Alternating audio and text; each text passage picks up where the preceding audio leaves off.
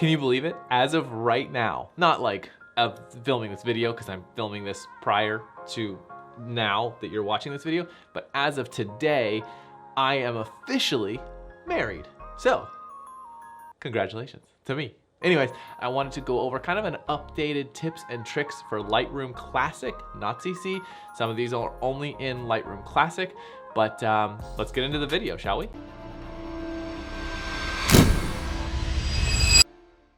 I'm Will Simpson, and welcome back to Exploring Photography, the channel where we literally explore photography. It's good to see you again. If you are new to the channel, welcome. It's nice to meet you.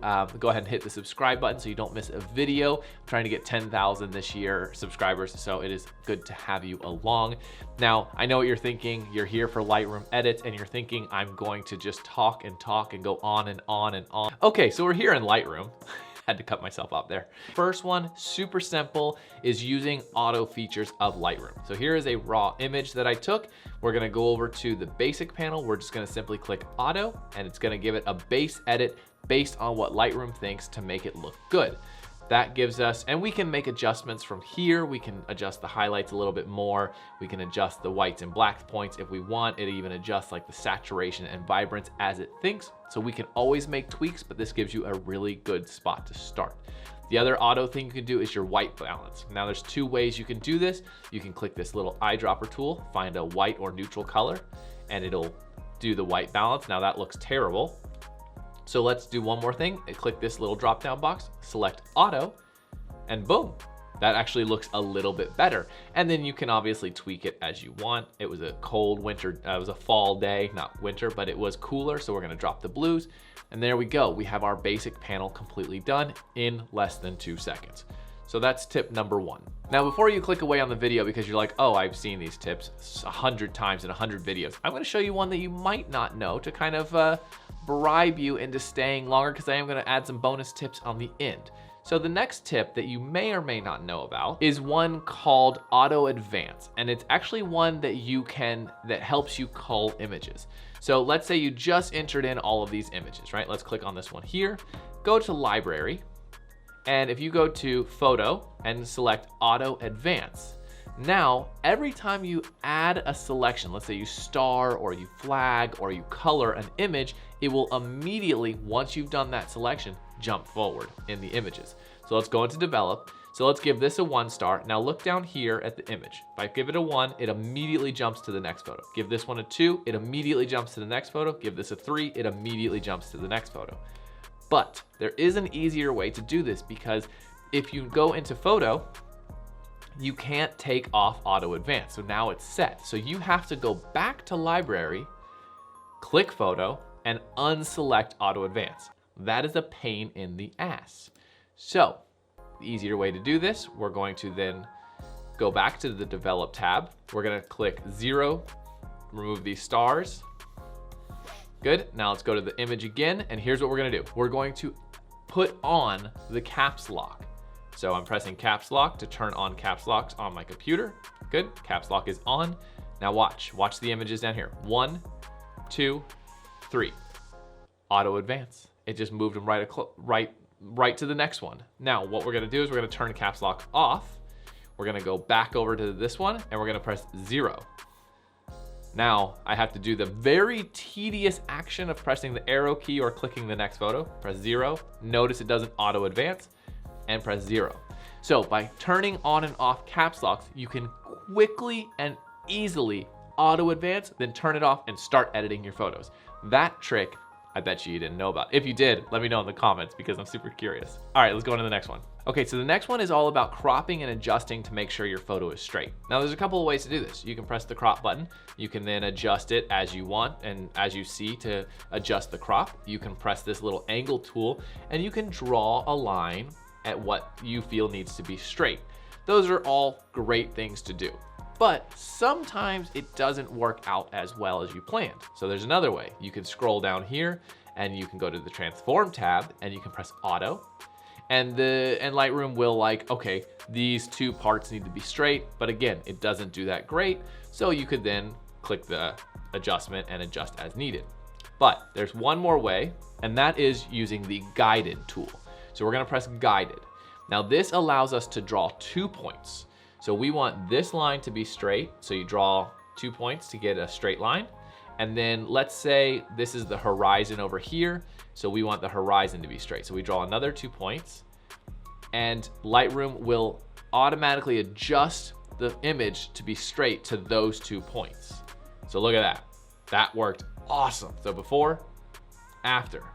That looks freaking great. So using the guided point allows you to set 2 points so it adjusts the photo to be perfectly straight, and that way less crooked photos. If you watch my channel, you know I have a thing about crooked photos. I hate it. Make sure you straighten your photos. Okay, moving on to the next one. And this is with the new masking update, which I absolutely love. And I just learned this myself. I should have known, but you know what, whatever. So we're gonna scroll up here and we're gonna do auto adjustments here just to get some better color back. We'll lower the highlights, raise the shadows a bit, and we'll just auto adjust our white balance, cool it down a little. Okay, good.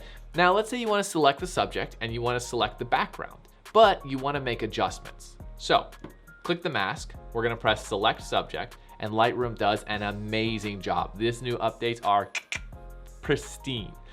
But let's say you wanna also select the background. Well, you can simply just press invert, select subject, and then invert. But let's say you don't want to do her legs, right? So you go in here, you press subtract, you press brush, and you subtract the selection of her legs, right? Okay, good, done. Now what happens if you press invert? Well, that's not gonna work. We want the selection of everything but her torso and head and arms and stuff like that. So what do? Well, you could do this, you could invert this, and then you could come down here and you could invert this. But that also doesn't work. So what in the world? Here's what you do. So we have this whole selection done. We've done this. We're gonna right click on mask number 1, or whichever mask, and we're gonna press duplicate and invert. Boom. Perfect selections with any subtractions and additions that you added, perfectly reversed. Now you have the perfect mask of everything in the background with the subtraction added. So we can darken this down, and we have just her torso perfectly selected. This is mind-blowing and saves so much freaking time. I actually am ashamed of myself that I didn't know about it beforehand, but whatever. Okay, let's go on to the next one, which is the ability to make virtual copies. Now, unfortunately, this is not in Lightroom CC. This is a big benefit of Lightroom Classic, the ability to make virtual copies. Now, all you have to do is you right click on the image, you go to create virtual copy. This is not creating an additional file in your hard drive. This is just creating a virtual copy inside of Lightroom, which allows you to make additional edits, adjustments, etc. For example, let's take this photo here. I love this photo, but I don't want to crop it down. I don't want to go backwards and edit this photo for Instagram. I want to leave it as is, but I also want an Instagram photo of it in the proper vertical. So what do? Right click on it, create a virtual copy. Oh, I also want to make it black and white. Sure, why not? Let's press V on the keyboard, made it black and white, done. Then we're gonna click this, make it Instagram format, press X to change the format. These are all bonus tips, hope you're paying attention. Adjust the crop here, boom. So here we go, we have this one, which is the virtual copy black and white, and then we have this one, the original, which is the color and beautiful. Make that black and white too. By the way, V on the keyboard transitions between black and white. So that is a great way to keep the original photo and then make adjustments, tweaks, edits, whatever you want to a separate photo. That way you don't lose your original edit. So virtual copies, I love them, highly recommend using them all the time. Okay, another one which I found is super cool is using the spot healing tool. Now let's say on your mouse you don't have that rolly thing to adjust the size. If I click the spot healing brush, right? If I have one of those Apple mouses that I can swipe up and down and I can adjust the size. You can also use the brackets up and down, and you can also use the size here to adjust the size of the brush. But there is a faster way to do this, and actually much easier. Let's say we want to move this rock here. Well, I'm going to zoom in, Command and plus sign, press the space bar to move over. This is tedious. Okay, good. And what I want to do is I want to remove this rock, but I don't want to swipe up. I don't want to swipe down.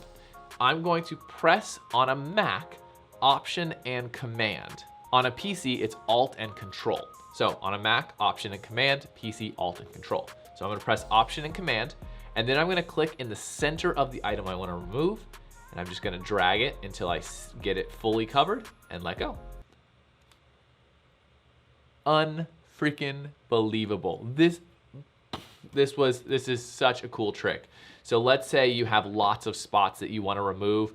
Let's say you're working on a laptop that only has the touchpad and you need to do that. Simply hold Option or Command, and then let's just remove this tree. I mean, obviously that's not gonna do the best, but actually it did pretty good. Let's just move this off of her hip here. Good. Let's say we wanna remove something here, something here, something here. You see, it's just so freaking fast.